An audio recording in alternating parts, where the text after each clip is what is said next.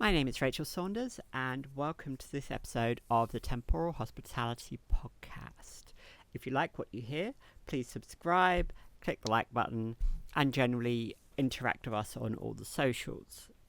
On the morning of December the 13th, 1945, Irma Gresser, Elizabeth Volkenrath, and Joanna Bormann were executed by Albert Pierpoint for their sadistic acts while guards in the Third Reich's concentration camp system. Gresser was unrepentant, telling Pierpoint, "Schnell," as she stood on the trapdoor. At 22, she was the youngest to be executed for her sadistic acts, which included the brutalizing and unmaking of women in her charge. In this piece, I explore how society seeks to unmake women both through the legal mechanisms and societal framing that enables women to unmake other women through their actions. Who gets to define and police womanhood has been a social construct since the Babylonians. Laura Steele highlights that for us to look at womanhood, we need to consider the social and legal framing of women, especially because throughout much of history, women only appear when they are relevant to men. To be a woman at law has historically meant being the antonym and inferior to every man in your society, and accusations of womanhood and effeminacy were great slurs on a man's honour. Thus, to make women inferior and conceptions of womanhood insulting requires societal construction, acceptance, and implementation. Unmaking women happens through the same process, the societal and the legal. It takes civil servants, propagandists, and all the other apparatus of state. As Marion Gibson details, in the trial of Bess Clark, the accusations of men against women for witchcraft and other crimes often compelled women to give evidence against other women based on spurious charges, which in turn led to the imprisonment and execution of those women. This unmaking of women is used in the present day to co-opt women into condemning other women, yet this is complicated by the fact every woman has agency over her own actions, a complicity which Gresser, Volkenrath, and Bormann could not escape in their executions. Simply calling such women evil ignores the everyday unmaking which happens in all societies, the stripping of basic human dignity which impacts every woman. Care needs to be made between the victims of unmaking and the unmaking process. To call someone an unwoman conflates four separate notions of unwomanliness. The first is the straight-up dehumanizing, stripping of womanhood from a woman for not achieving an arbitrary standard of womanhood. The second is the indoctrination of women into a mode of thinking which enables them to unwoman other women, thus in the process stripping back their core womanhood to a core automata. The third is societal unwomaning, where societally we accept that some people are de jure either unwomen or not worthy of womanhood based on an arbitrary line. The fourth is notions of purification, that by ritual and reason women and unwomen can be separated out. Each bleed into the other, and societally it is impossible to examine one without encountering the other four. To unwoman somebody requires an apparatus of state to inculcate the mechanisms of unwomaning, with the agency of those doing it to accept and enforce the process. Drawing from Mary Douglas, the notion of society is a powerful thing, which is potent enough to control and stir people into action. How we make and unmake people is rooted in our conceptions of what ought to be, a mode of existence that can be broad or narrow as those within society allow it to be. Womanhood has always been a contested space, policed and controlled as the antonym of man. To be a woman has historically been to be a lesser creature in a world shaped by men for men. Control of access to manhood has spurred many an action which has unmade women, imprisoned them and accused them of hysteria, and denied them basic legal rights because they are too infantile for their own good. A pure woman, historically, has been a woman who is accepted as lesser status, made a little lower than the angels and the men in her life. Unmaking this conception of womanhood has taken 250 years of feminist unmaking to overcome, in part by becoming unwomen themselves before the law, and in part by reframing a pluralistic womanhood to replace harmful conceptions of womanhood. Mary Wollstonecraft laid it out thus: The most artful chains of despotism have ever been supported by false notions of duty, enforced by those who profit by the cheat. In The Handmaid's Tale, Margaret Atwood lays out 5 groups of women: wives, handmaids, aunt, Marthas, who are servants, and those sent to the colonies to die through slave labour. Marthas and the slaves were by degrees unwomen, not capable of natality and providing Gilead with desperately needed children. Wives were framed as women with the inherent virtue of being married to the right men. Handmaids were women only fit for natality and breeding. Aunts occupied the liminal space between control and subservience, a controlling force like the SS women in Ravensbrück and Auschwitz. All 5 groups were lesser than the men set over them, with even the lowest man having more inherent power than any woman. The making of unwomen in the books and television show was done by degrees, slowly dehumanizing any woman who was deemed not woman enough, until the only women left were keepers of the hearth, wives, breeders, handmaids, and those willing to serve the regime as guards or servants. Atwood warns against the unmaking of women, a lesson which is being cynically ignored in the desperate rush to define woman at law through a reductive biological lens. There is need to frame sex at law through an operative lens, one which enables women to have space separate from men. That is the logic of framing a male-female divide in society, especially as men are framed as sexual predators in waiting to abuse and harass women. It would be glib and crass of me to ignore sexual abuse and violent crime statistics, yet what the data does not show is the abuse perpetrated by women on other women. Atwood lays this out in The Handmaid's Tale by showing the casual brutality and enabling by wives and aunts, the sheer destructiveness and pettiness of their behaviour, a fundamental part of why every other woman is unmade. If you want to unmake any woman based on fear and statistics, first you have to understand what those fears are and what data you wish to use. Misogyny in all its forms, targeted at cis and transgender women, is rooted in the same place as xenophobia, the desire to control those bodies you deem unworthy through degrading means. As Susan Sontag breaks down, National Socialism and fascism in general stands for ideals that are persistent under other banners, ideals which are vivid yet dishonest and tautological. The dehumanizing values rooted in reactionary politics are drawn from the fears of the other, seeing in those they unmake not a human being, but a beast which needs to be exorcised. It is reasonable to draw a direct line between witch trials, Gresser, and modern unwomening, because each uses the same casual disregard for those who understood themselves to be women. There is a fine line between examining the roots of unwomening and ignoring the abuse of women who commit it. Criminal psychology and crime history does not make excuses for abusive acts. Rather, it seeks to examine why those who abuse and dehumanize committed such acts. American Jim Crow societies did not hold war crimes trials. There was no societal reckoning for the dehumanizing of black women. There was no execution for the murderers of Emmett Till.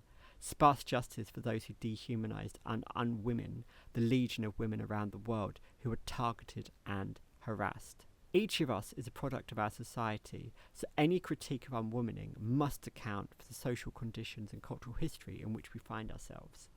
Gresser was only 22 when she dropped through the trapdoor, making her 10 when the Third Reich imposed on her a dehumanizing education system, which stripped Jews, gypsies, homosexuals, and women of the right they'd enjoyed before under the Weimar Republic.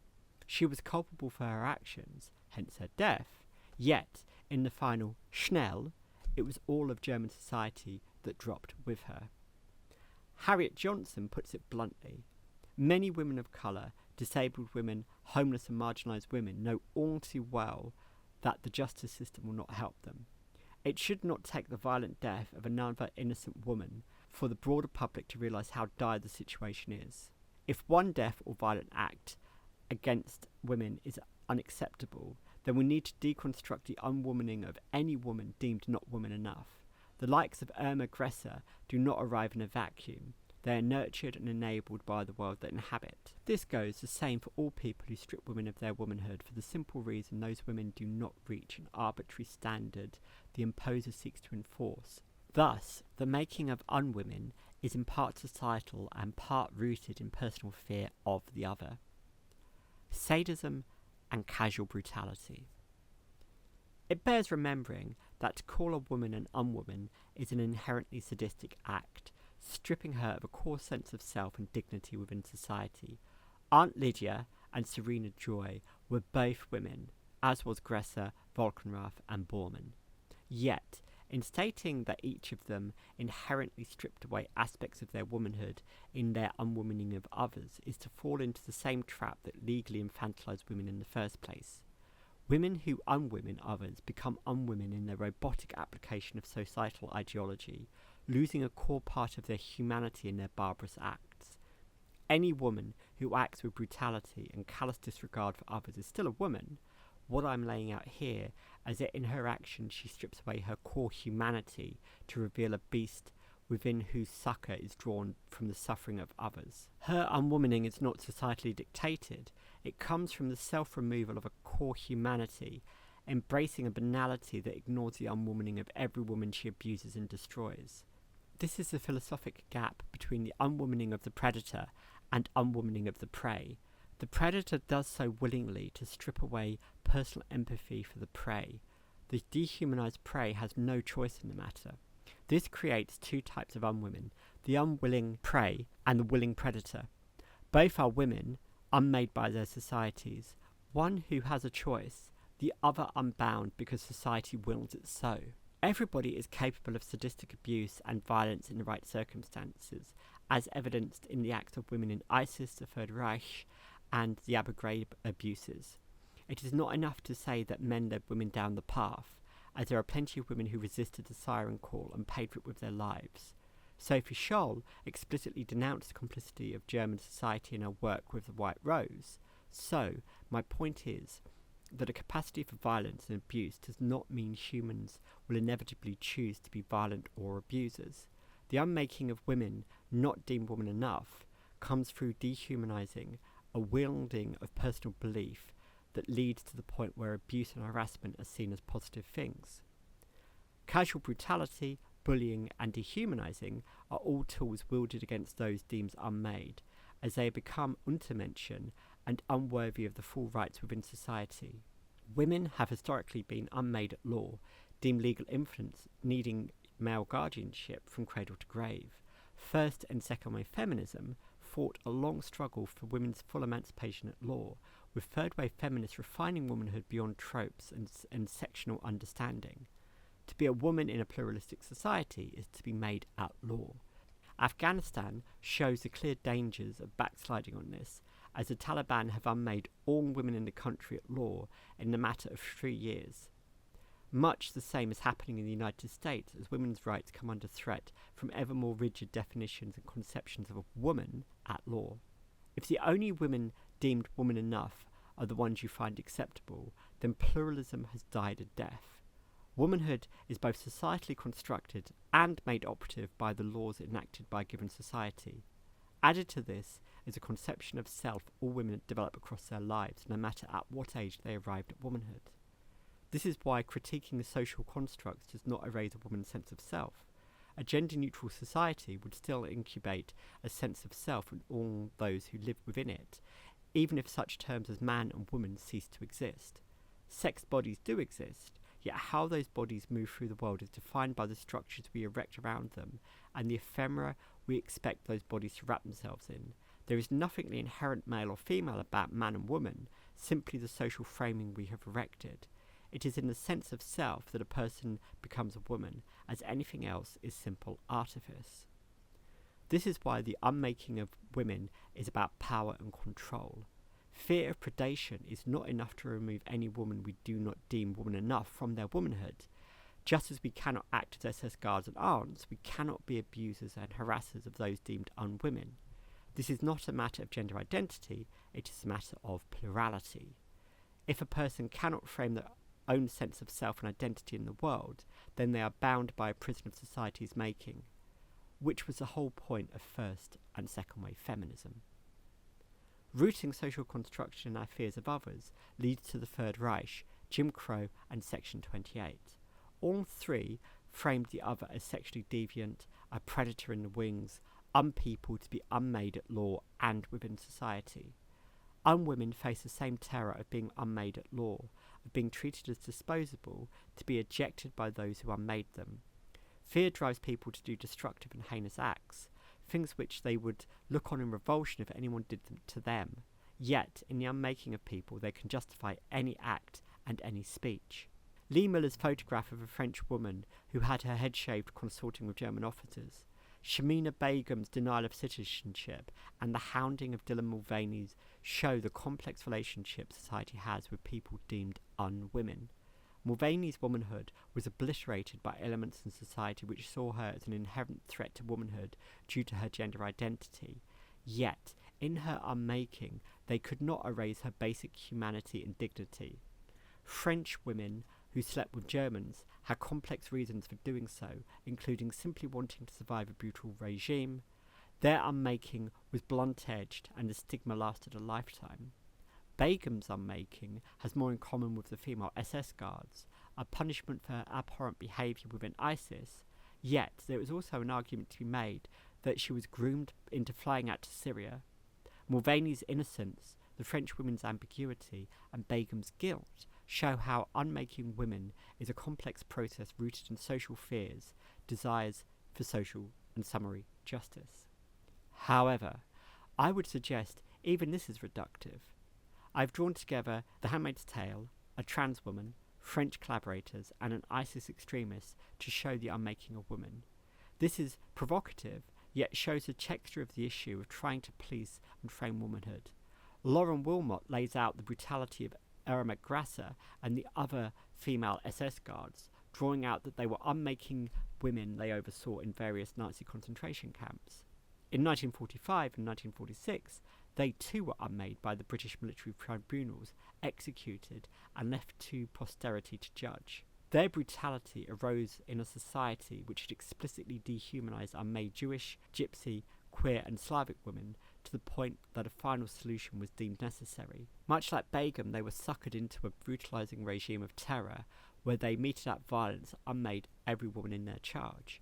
To frame ISIS and SS women as unmade is not to excuse their actions or frame them as unwomanly. It is to suggest that both brutaliser and brutalised are unmade in the process, their humanity stripped away until there is no womanhood left.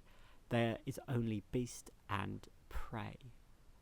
Grasser and Begum were separated by 70 years in their grooming by those who sold them a notion of power and unwomaning. Both are conceptually victims of systems which withdrew safeguards and taught them to hate. All of this cannot excuse their actions, just as it cannot excuse the actions of white women spitting on Ruby Bridges as she walked across the road to school in 1960, or excuse the dehumanising and unwomaning of on social media of Brianna Gay in the days after her murder. The unwomaning of the likes of 6-year-old black girls, teenage trans girls, and even women murdered by ISIS in the Third Reich demonstrates that it is vital to keep empathy for the victims while interrogating of the predators' unwomaning. There is a casual sadism which is brought to bear on the victims of unwomaning, especially those who are traumatised and slaughtered simply for who they are. If you are groomed to hate, led by society to see women as not woman enough, then your own unwomaning happens through the indoctrination process. No woman stops being a woman, they're societally unwoman to the point where their womanhood is denied, either to enable abuse or to carry out that abuse. The deeper we dig. Digging deeper, this explains why the unmaking of all women occurs. Those who strip any self-understanding woman of her rights sees her as prey, a person unworthy of empathy. One does not empathise with one's prey, for to do so means you cannot dehumanise it. A society that devalues and removes the right of even a single person must frame that person as a problem in need of an unmaking solution, hence the need to denigrate and dehumanise that person. Erich Fromm draws this out as he outlines how German middle-class anxieties and fears that were exploited by National Socialist opportunism. This is the same as those who seek to dehumanise and unmake others, such as Jim Crow to Stalin to anti-trans rhetoric. The Handmaid's Tale series draws this out in stark detail, having the central wife, Serena Joy, reflect on her part in bringing Gilead into being.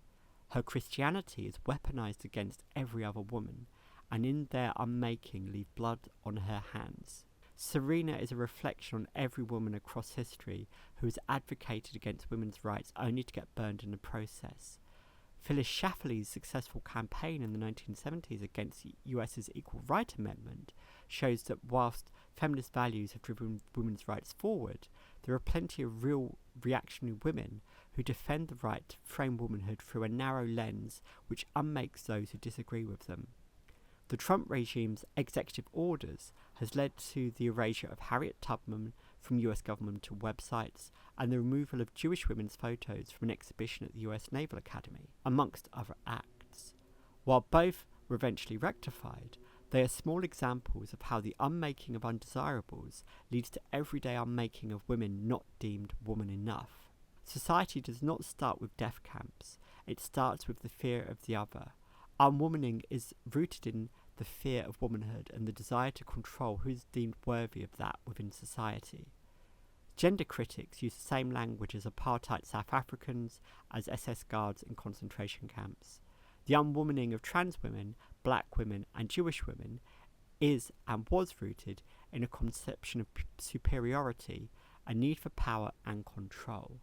To be superior to another person, first you need to make that person a little lesser than you, which in turn leads you to fear that the person may resist and seek to make things equitable again.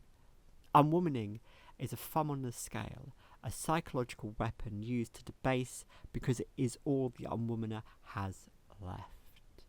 The 2014 Yazidi genocide and enslavement of Yazidi women as sex slaves was accomplished by the dehumanizing and unwomaning of ISIS's victims. Shamina Begum and other indoctrinated women abused and enslaved Yazidis because they saw them as unwomen, lesser and unworthy of rights in the new caliphate. Her inculcation into an extreme form of Islam does not excuse her actions, though raises question as to how her own unwomaning by the British media afterwards reflects on British plurality. Begum had her British citizenship stripped due to her heinous actions, with the UK media ignoring that she had been groomed into going to Syria. De jure, her victims should be given social priority, yet in the unwomaning of Begum, it raises questions as to how far unwomaners are victims themselves. History is replete with male-female murder duos, with Rose West and Myra Hindley being two prominent British examples. They both worked with their male partners to target and kill vulnerable women, seeing their victims as mere prey. The complex dynamic between them and their partners does not stop either receiving whole life tariffs, yet questions of culpability and grooming persists. There is no question they deserve their punishment, as did Grasser et al., yet how they ended up in the position to unwomen their victims lead into the deeper nature versus nurture debates. No one is born to hate, it is nurtured through education and habituation. This question draws out the problem of analysing intent from afar. Unwomaning is seen in the effect it has on all women, and to question an unwoman's motivation is like sifting sand in the desert. You may find a nugget of insight, but ultimately, in their abuse, they have condemned themselves. This is a point that white nationalists, anti-Semites and gender critics forget. Every society inculcates values, yet it is if those values are used for banal stripping of rights, then those values become debased. Womanhood is not a prison. It is not there to entrap women any more than it is a weapon to use against those we seek to deny womanhood to. There is a direct line between concentration camps, white nationalism and gender-critical discourse because the desire to control and police identity comes from a wellspring of fear of the other. In the end, Grasser and the other SS guards were buried in an unmarked grave to prevent neo-Nazi lionizing. Their unwomaning of Jews, gypsies and socialists, Slavs and lesbians, and myriad other women in their care stripped them of their own womanhood. They stand as a stark reminder of the harm caused by indoctrination and a willingness to allow oneself to get lost in the abusive process. The tragedy of all of this is that we cannot remember the millions of women unmade across history, only the women unmaking them. Society prefers to study the unmaker to see why they did their unmaking, not bring the victims back to re-women in any meaningful way. A Jewish woman is first and foremost a Jew slaughtered, rather than a woman with a vibrant and rich history snuffed out. A trans woman is unwomaned because of how she arrived at womanhood, the fetters of gender-critical abuse, all that linger in her wake. Ruby Bridges, Brianna Jai, Johannes Arak, Anna Abraham, Mariam Zolarnik, Jenny Walter, Alexa Borachuk, Irene Klein, Etta Kolk, Hina Leila Wahada and Zina Abbas. Say their names, and the names of the millions of other women unmade simply because they were deemed not woman enough for empathy and dignity. It is the victims of unwomening that those treated like prey who deserve our attention, our respect, and our re-womaning of their identities as women in the world. In the dark history of women being treated as a little lesser than livestock, it is time to re-empower those unwomen and say, never again.